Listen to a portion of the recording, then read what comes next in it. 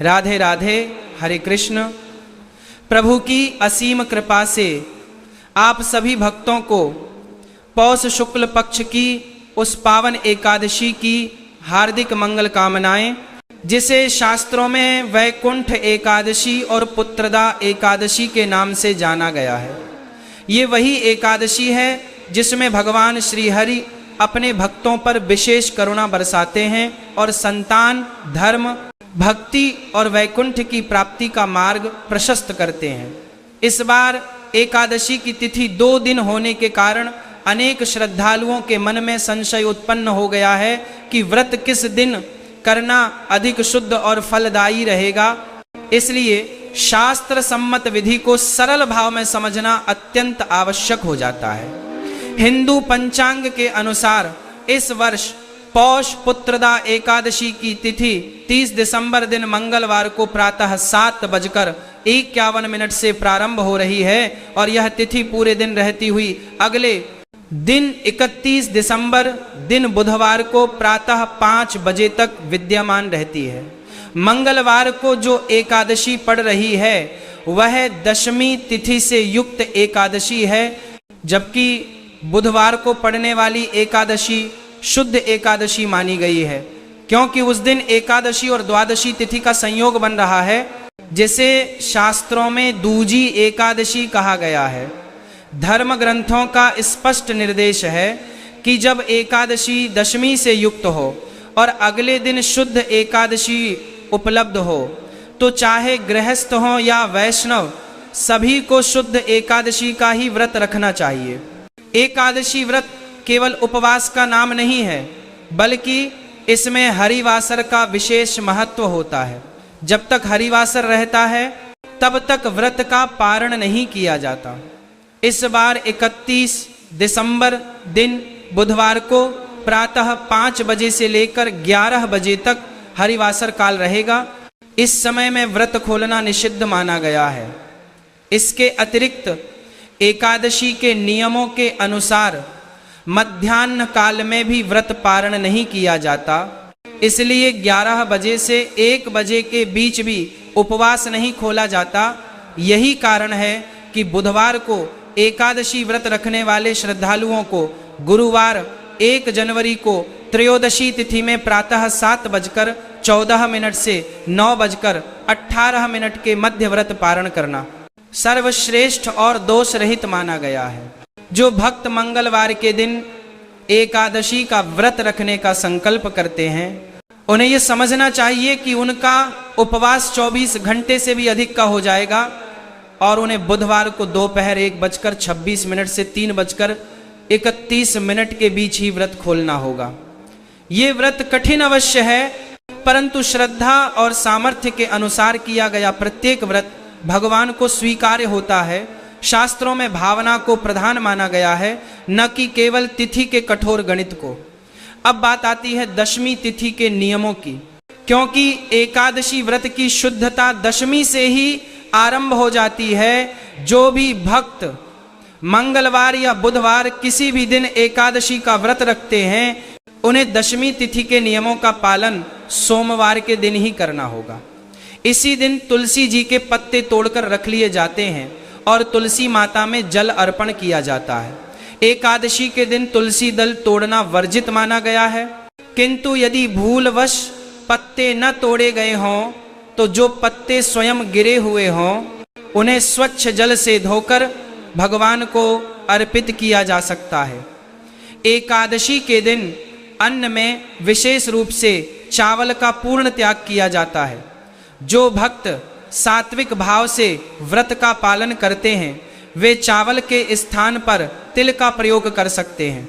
तिल का भोग लगाकर उसे प्रसाद रूप में ग्रहण कर सकते हैं अथवा अन्य शुद्ध और सात्विक फलाहार कर सकते हैं। वैष्णव परंपरा में तो 2 दिन एकादशी पड़ने पर दोनों ही दिन एकादशी के नियमों का पालन करने की परंपरा भी देखी जाती है, जो उच्च स्तर की भक्ति और संयम का प्रतीक है। पौष पुत्रदा एकादशी केवल एक तिथि नहीं है, यह भगवान श्री हरि की उस करुणा का द्वार है जहां से संतान सुख वैकुंठ की कामना और जीवन की अनेक बाधाओं का निवारण संभव होता है। जिस भाव से, जिस श्रद्धा से आप व्रत रखते हैं, उसी भाव से भगवान उसे स्वीकार करते हैं। तिथि का निर्णय शास्त्र बताते हैं, परंतु फल का निर्धारण आपकी भक्ति और निष्ठा करती है। इसलिए बिना किसी भ्रम के शुद्ध एकादशी के महत्व को समझते हुए नियमों का पालन करें और भगवान के चरणों में अपने मन को अर्पित कर दें।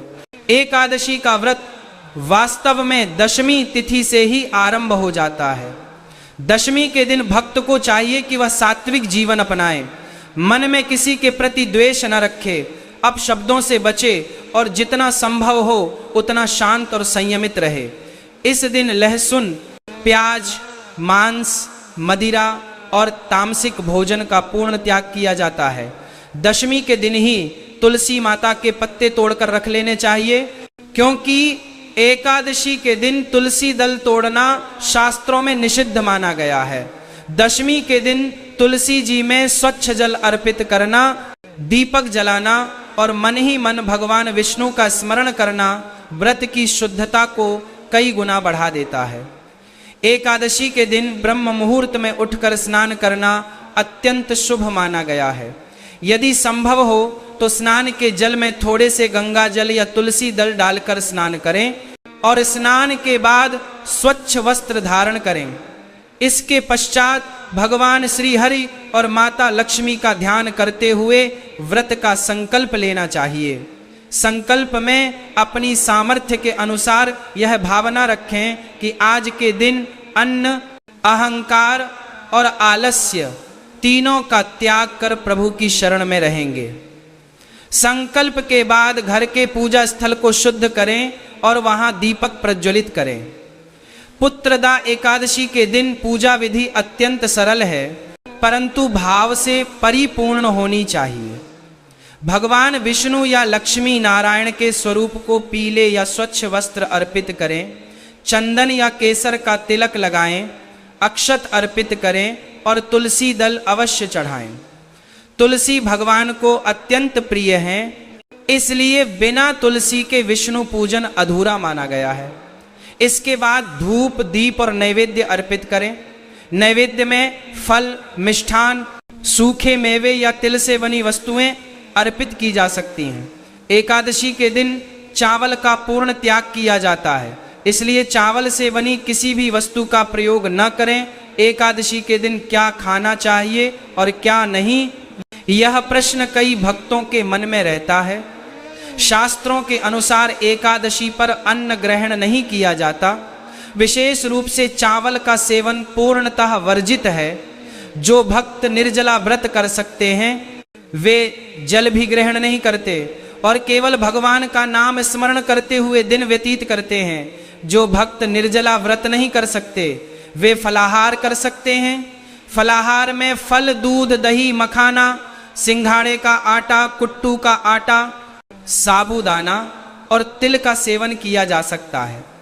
ध्यान रहे कि फलाहार में भी लहसुन, प्याज और साधारण नमक का प्रयोग न हो, सेंधा नमक का उपयोग किया जा सकता है। एकादशी के दिन क्या नहीं करना चाहिए, यह जानना भी उतना ही आवश्यक है। इस दिन क्रोध, झूठ, निंदा और विवाद से दूर रहना चाहिए। किसी का अपमान करना, किसी को दुख पहुंचाना या मन में नकारात्मक विचार लाना व्रत के फल को कम कर देता है। एकादशी के दिन बाल कटवाना, नाखून काटना, तेल मालिश करना और तामसिक व्यवहार करना वर्जित माना गया है। इस दिन शारीरिक सुखों से अधिक मानसिक शुद्धता पर ध्यान देना चाहिए। पुत्रदा एकादशी का विशेष महत्व उन दंपतियों के लिए बताया गया है जो संतान सुख की कामना रखते हैं। इस दिन पति पत्नी को संयम का पालन करते हुए भगवान विष्णु से संतान प्राप्ति की प्रार्थना करनी चाहिए। शास्त्रों में वर्णन आता है कि इस एकादशी के प्रभाव से संतान बाधाएं दूर होती हैं और योग्य संतान की प्राप्ति होती है। किंतु यह ध्यान रहे कि व्रत केवल कामना पूर्ति के लिए नहीं बल्कि भक्ति और धर्म के लिए किया जाए, क्योंकि जब भक्ति शुद्ध होती है तो कामनाएं स्वतः ही पूर्ण होने लगती हैं। एकादशी के दिन कथा श्रवण का भी विशेष महत्व है। पुत्रदा एकादशी की कथा सुनने या पढ़ने से व्रत का पुण्य कई गुना बढ़ जाता है। कथा के माध्यम से मन भगवान के चरित्र में लीन हो जाता है और सांसारिक चिंताओं से मुक्ति मिलती है। यदि घर में कथा पढ़ना संभव न हो तो भगवान के नाम का जप करें, विष्णु सहस्त्र नाम का पाठ करें या नमो भगवते वासुदेवाय मंत्र का जाप करें। रात्रि में जागरण करना एकादशी व्रत का महत्वपूर्ण अंग माना गया है। यदि संपूर्ण रात्रि जागरण संभव न हो तो कम से कम कुछ समय भगवान का भजन, कीर्तन या नाम स्मरण अवश्य करें। जागरण का अर्थ केवल जागना नहीं बल्कि मन को भगवान में जागृत रखना है। इस दिन अधिक से अधिक समय प्रभु के चिंतन में बिताने का प्रयास करें। अब बात आती है व्रत पारण की, क्योंकि एकादशी व्रत का सही फल तभी मिलता है जब पारण शास्त्रानुसार किया जाए। द्वादशी तिथि में हरिवासर काल समाप्त होने के बाद ही व्रत खोला जाता है। पारण के समय सबसे पहले भगवान को भोग अर्पित करें, ब्राह्मण या जरूरतमंद को यथाशक्ति दान करें और फिर स्वयं भोजन ग्रहण करें। पारण में भी अत्यधिक तामसिक भोजन से बचें और सात्विक आहार ही ग्रहण करें। पुत्रदा एकादशी हमें यह सिखाती है कि जीवन में संयम और भक्ति का कितना बड़ा महत्व है। एक दिन का व्रत मनुष्य को यह अनुभव कराता है कि केवल भोजन ही जीवन नहीं है बल्कि जीवन का वास्तविक आधार धर्म, करुणा और भगवान का स्मरण है। जो भक्त इस भाव से एकादशी का व्रत रखते हैं उनके जीवन में धीरे धीरे सकारात्मक परिवर्तन आने लगते हैं, घर में शांति बढ़ती है और मन स्थिर होता है।